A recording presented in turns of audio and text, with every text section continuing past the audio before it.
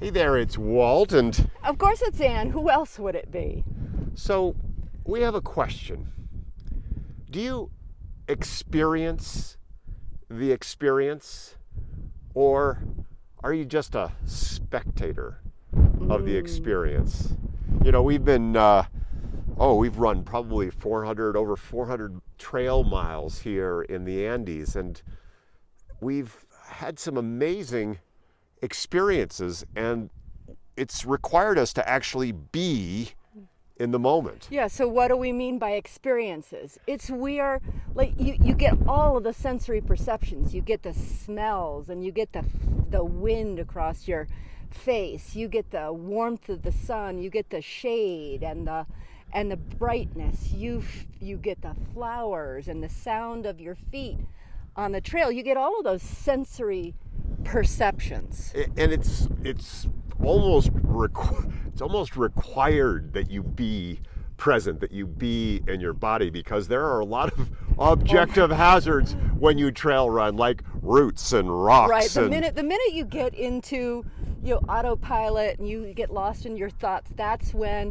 one of the roots reaches out to your toe, grabs it, and just takes you down. Takes you down. But what you said is key. That as soon as you come out of the moment, as soon as you come out of the experience, and you're up here in your head, you lose the connection with the ground. You lose the connection with the sights and the sounds, and you lose connection with your body, which craters you forward into it all. Right. I don't even think that you have to.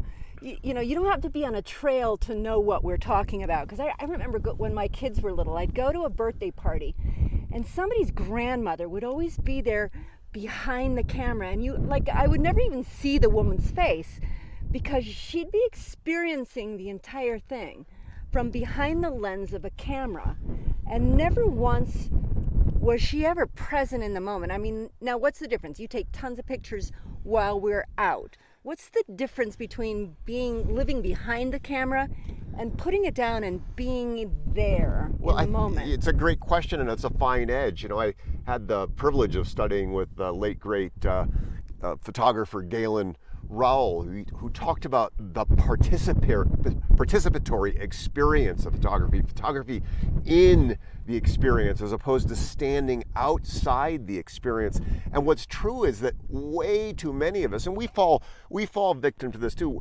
way too many of us stand outside the experience of our lives. You don't have to go very far. You can go to a restaurant or to a mall or to an airport, and you just see everybody just kind of in their phones, in their iPads, not connecting with the experience. We had, I forget which airport it was, it might have been Atlanta, where, the restaurant tables were fixed with iPads in the middle. You couldn't even look across the table at your dining partner. Right, and we even make jokes sometimes. We'll be at home in Ireland, and 3 days will go by, and we've been doing nothing but working, and we'll say, we could have been in Detroit. Nothing wrong with Detroit. Nothing wrong with Detroit. Detroit's a lovely city. Nothing but wrong.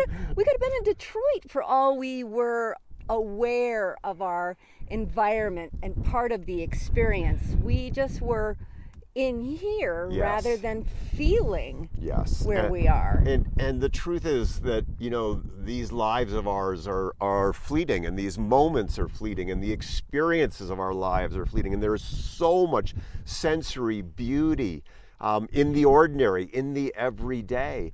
And dropping out of here and connecting more here, being present, being in this one and only moment, which is the only moment we have. Tomorrow is promised to no one. The next moment is promised to no one. Just dropping in and really soaking in the experience and savoring the moment. And that's challenging. And I think it's a muscle that we can develop. We have lost the habit of going deep. We've lost the strength, the focus of going deep and reconnecting with that experience. Don't you think? I think one of the reasons we're always feeling so exhausted as a society is we're in a blur. We don't even stop and differentiate from one experience to the next experience. We're just mindlessly grinding it out. And then we look up and like at the end of the week, why are we so exhausted? Why does it feel like it's January 26th when we film this right now? And we've been in the Andes for 7 weeks and it's gone by like that. And that's the truth. Our lives go by like that, the days, the weeks. And so being in the moment, soaking it in, you're right. I think so much of the exhaustion comes from bouncing along the tops of things, always in the mix of the text messages and the notifications and the alerts and the social media, and not being deep into the experience of our lives. You know, I spoke with about 𝐂𝐁𝐎f'𝐒, one of my great mentors as a landscape photographer was Ansel Adams. And Ansel, of course, worked with the 8x10 camera, and it would take a lot of time to set up and create the moment, create the scene. And Ansel had this wonderful saying that sometimes he would just put the camera down and record the experience on the emulsion of his mind and just be present to that. Do you think we should mention the fact that there are two amazing condors sitting on a rock? I know. Not far from here. We almost didn't start filming because it's like, what? How are there two condors over there? So our invitation to you is re-experience life. Go deep into it. Savor the moments. Connect with the moments. Drop out of here and be here. Be here now. Make it a great rest of the day. Great rest of the week. Talk soon. Bye, guys.